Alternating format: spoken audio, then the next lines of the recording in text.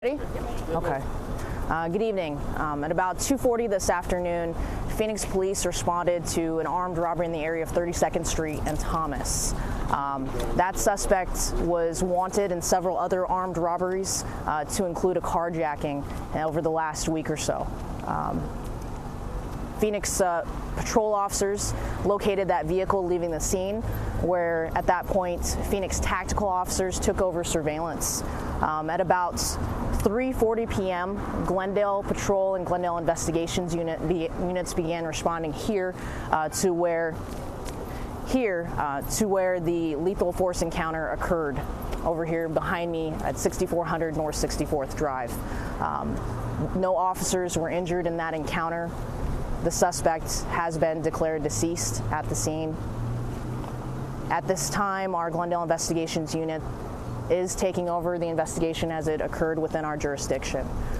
We are not able to release any of the names involved due to the fact that we need to make next of kin notifications to the suspect's family, and we also need an opportunity to give those officers a chance that were involved in the shooting to go home, hug their families, hold their families, and be able to see and speak with them before we release any further information. As you know, officer-involved shootings and incidents like this take several hours to investigate before we can get more information on what exactly occurred here. We will be taking lead. The Glendale Police Department will be taking lead, as again it occurred within our jurisdiction. We foresee sometime tomorrow that there will be a press release after we can make all of those notifications. Do you know which officers shot, whether it was Glendale officers or Phoenix officers? This was entirely a Phoenix incident. Again, the reason why we are here is because it did occur within our jurisdiction, and we will be taking lead on the investigation, which is also why I am speaking to you tonight. Did the suspect ever fire shots? Yes, the suspect was a male. What was the other question? Did the suspect ever fire shots in return fire? I don't have that information at this time. Again, an incident like this takes several hours to investigate, so we won't have that information until the investigation continues and the officers on scene, detectives on scene are able to get that and gather that information through the evidence collected. And how many armed robberies in the last week is this? I don't know exactly. I just know that there were multiple, and it was over the past week. Any fires even before that? I don't have his record. I'm sorry. Do we know when the carjacking occurred? I don't have that either. Was he completing another armed robbery when he was encountered today? He had just completed another armed robbery at 32nd Street and Thomas at about 2:40 p.m. this afternoon, which again is where Phoenix officers were able to see him leaving that scene, where Phoenix tactical officers continued the surveillance, which ultimately led here. Do you know anything about children being at the site where this shooting happened? We were told that there was a number of children just a couple feet away from where the suspect was being shot at by several officers. I don't have that information either. I'm sorry. We saw on the live video, on the chopper video, things like flashbangs being thrown. Did he throw anything, or was that all from... I wasn't given any of that information. I apologize. The vehicle he was driving, was that stolen, and was that stolen from today or a previous incident? I don't have that information. It's possible, but I don't know exactly. That carjacking, what day was that? I just know it happened in the past week. I don't have the exact date. I'm sorry.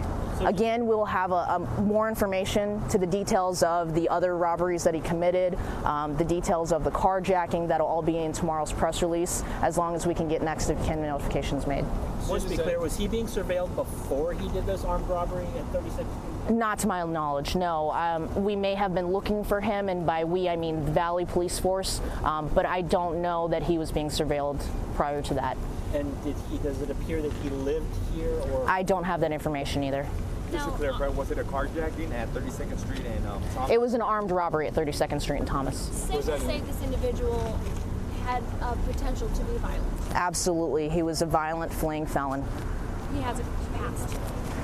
At least for the last week. He's committed multiple armed robberies and at least one carjacking. How imperative was it for officers, just as in the valley as a whole, to make sure this guy stopped his crimes? It was extremely imperative that officers were able to encounter him and ensure that he didn't victimize another person within this valley. Thank you, folks. At no time was there attack place inside was pursuit, or was the suspicious available? I don't have that information. Again, we're going to have to gather that as Glendale Police is taking over the investigation, so it's kind of, we get information as it comes. Do we know which business he was doing the armed robbery at? I don't have that information. I apologize. Was it a food? Was it a restaurant, pizza parlor? You know. I don't even know what's at 32nd Street in Thomas, to be honest. I see a Church's Chicken. Yeah. I don't know.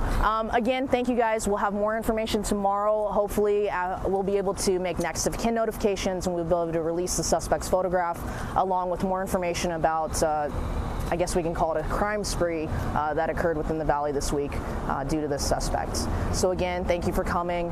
This is all the information we'll have for tonight. This is the only update we'll be giving, again, until tomorrow. Just one more favor.